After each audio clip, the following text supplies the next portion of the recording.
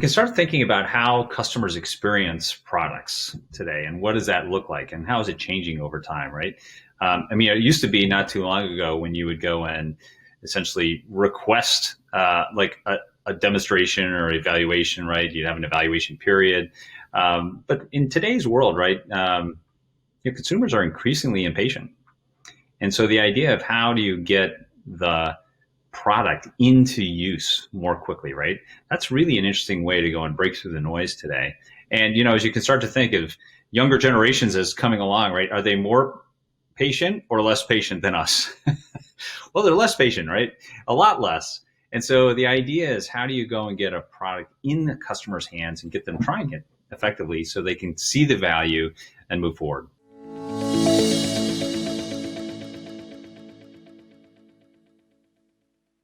Yeah, how do you break through the noise, really, right?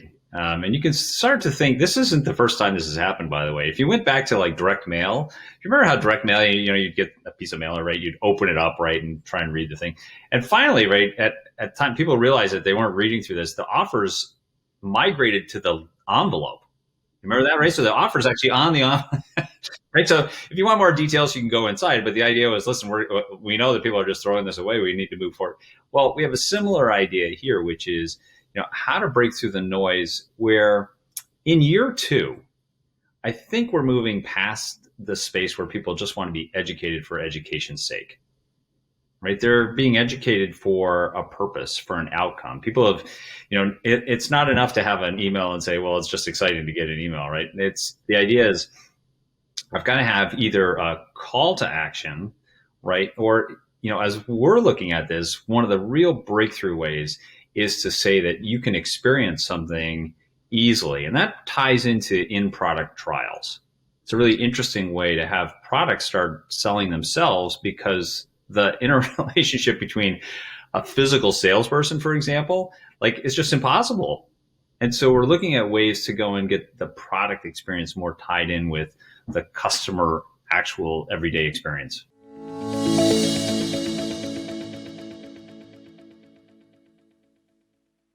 Yeah, this is a huge trend right now around how generalists, right, can go move or manage things like infrastructure, which is, complex enough where it's hard to describe to your children, for example, like what is it, right? And people look at VMware as an example, right?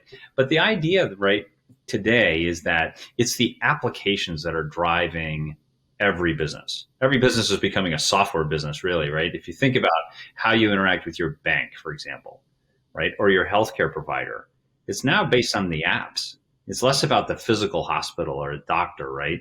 It's about, hey, can I get my medical stats, for example, up to date on time? Can I look and make an appointment? Can I have a telemedicine event, right? So the apps are driving that. Now, as that app-led motion for businesses makes every business a software business, what's happening is how to run that, right, is now coming on to the teams that may have started off running servers, for example, and now want to go and manage a server and the storage systems behind that, and now have responsibility for security, for example, right?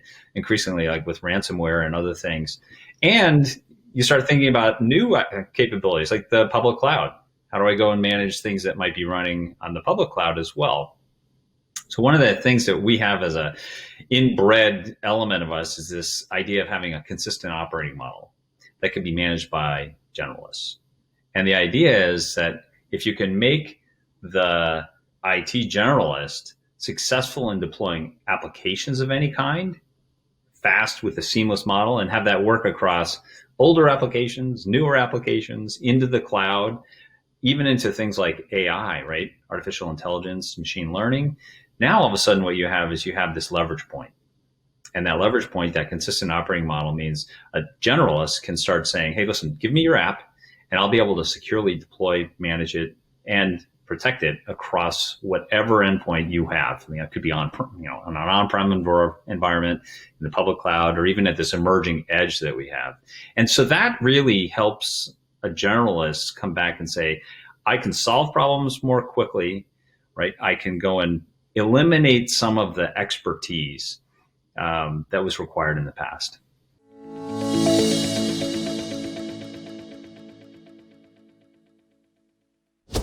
So here's what we're doing today. Listen, we have at VMware 500,000 customers who are running in enterprises across the world and in some public clouds, right? Our flagship product, right? And what's happened is there's these other capabilities that customers want to have access to. So an example would be we have applications that are well known and databases and things. And now new applications, I'll pick an example, would be like an artificial intelligence app to develop, let's say, a COVID cure, right? And so you might say, hey, listen, I want to have that. So what we've done is we've taken inside of our flagship product the ability to seamlessly download new capabilities that would allow you to have a 60-day free trial, for example. And that now allows a customer to go and continue using the products that they've been known and love, and leverage that where they can try something else out and do it without having to go to a salesperson. They don't have to go to a partner. They can basically get started. It's a seamless way for them to go and leverage their existing expertise into a new area.